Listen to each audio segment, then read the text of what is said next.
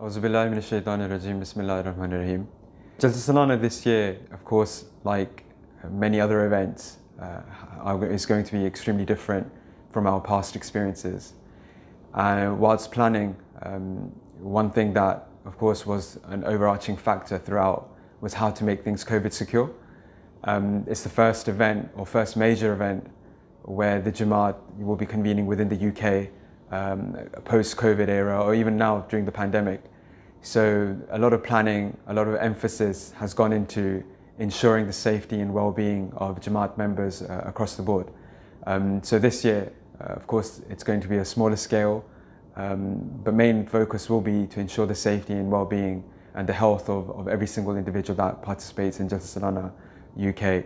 And I think another big difference will be, or stark difference will be, that it's a very national event. It's limited to members within the UK, whereas we see that the UK Jalsa Salana is a very international event, and there's representations from across the world, across the globe. But this year, due to the pandemic, that there's restrictions been placed in accordance with the guidance of Hazrat Amir al-Mu'mineen Ayyadahullah Ta'ala bin Nasr al-Aziz. So of course the spiritual element, the Jalsa vibes, inshallah, they will be the same, but we'll see it at a very small scale, a very scaled back event. Even the Jalsa village itself will be smaller than what we're used to.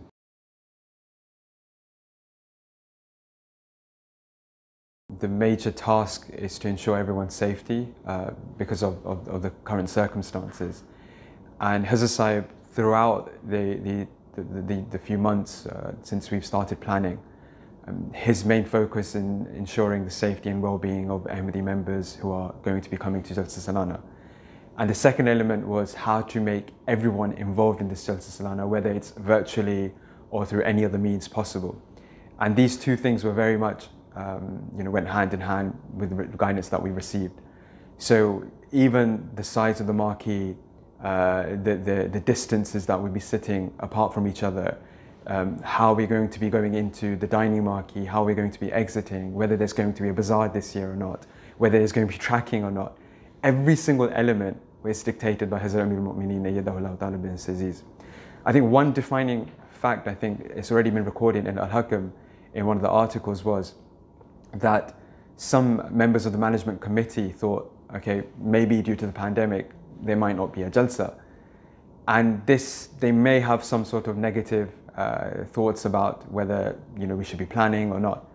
And this was picked up by Huzur, and immediately Huzur sent a message saying that inshallah Jalsa will happen. Anyone who has a negative thought process with regards to this, tell them that we don't need you. And of course this certainty, this level of commitment by Huzur himself, immediately for all of us, gave us even more strength and courage to, yes, that there will be a Jalsa this year, whatever the shape and form may be. But of course, if Huzur is so certain and so emphatically telling us that prepare yourself, then of course there will definitely be a Jalsa. And we vowed to Huzur that we will try our utmost to ensure the best that we can do in planning terms. And the rest, of course, we'll leave to Allah and Huzur's prayers, because always there will be shortcomings in the management of it. There's so many unknowns. Even every day the situation within the UK has changed drastically.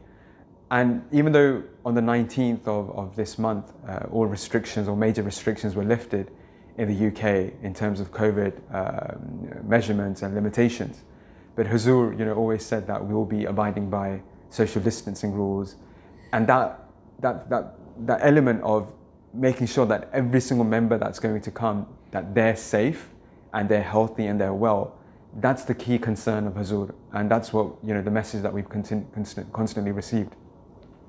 When there was talk on cutting the numbers, I think Huzur said to me, with regards to the duties, that whatever duty or whatever posts that were covered in all previous years, you have to ensure that they're covered this year as well, because you're responsible for security and the well-being of people that are traveling to Jalsa Salana.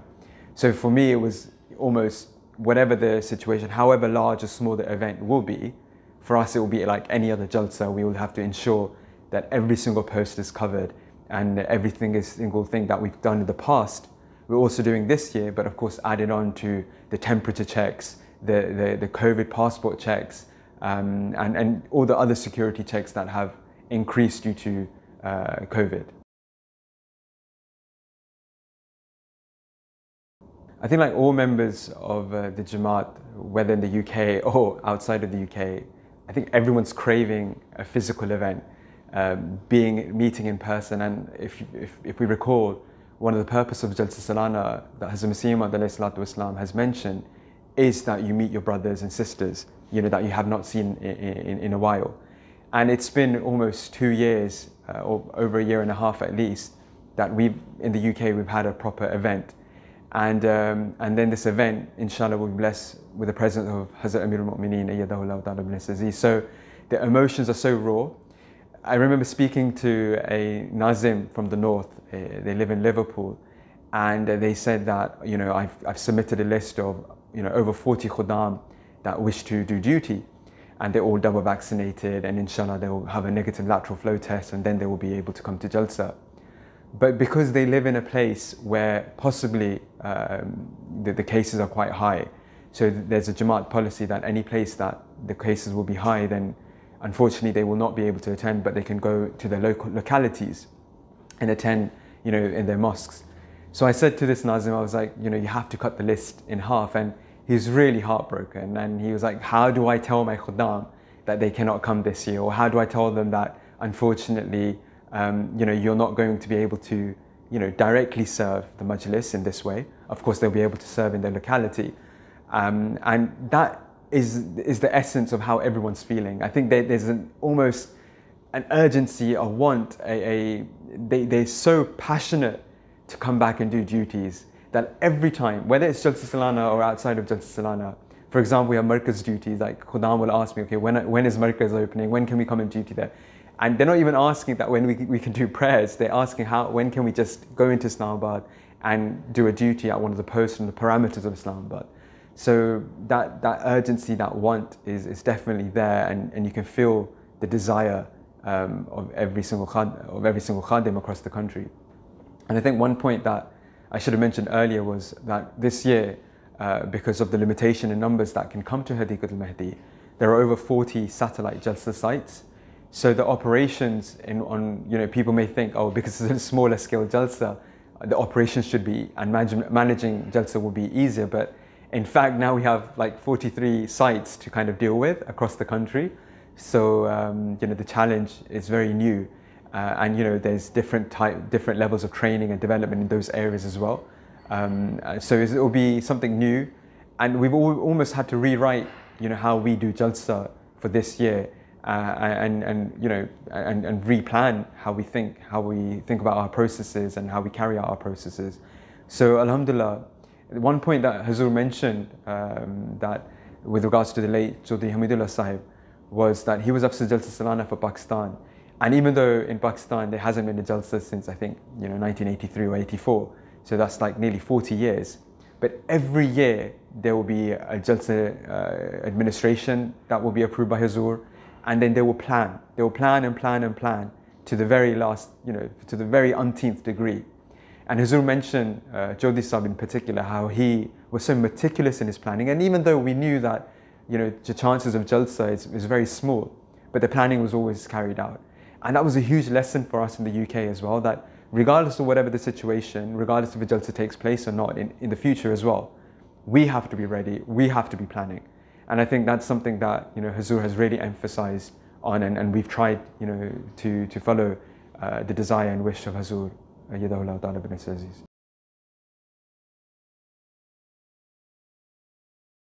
When we initially asked for permission to hold the MKA Games, the charity games, I remember writing to Hazur, and I explained, put my humble opinion across that there can be an event that can potentially take place, of course, on a smaller scale, and we wish to hold it, in the school next to Islamabad.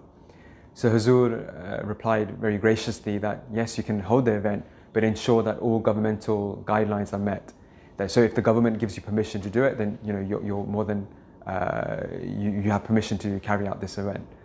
So alhamdulillah, we were able to plan, and if the event was taking place on a Saturday, even by Wednesday we hadn't had the okay from the council, And I remember writing to Huzur for prayers as well that, you know, the council hasn't given us permission yet. But of course, with Huzur prayers, they gave us permission, and we were able to hold the event in the school next to Islamabad.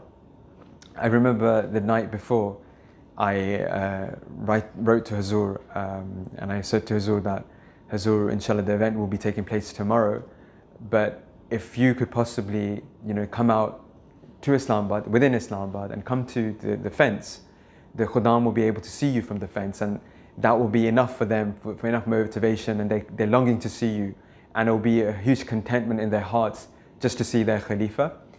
And I tried to pour out as much emotion as I could, and try to personify the feelings of all the Khuddam across the country. And I didn't receive a reply till the next day, about 1 o'clock in the afternoon. And Hazrat Sahib replied by saying that, yes, inshallah, if there is time, I will come. Of course, depending on the weather. And the weather was extremely bad. It was just raining throughout the day. And Huzur specified a time in the evening. And of course, we planned.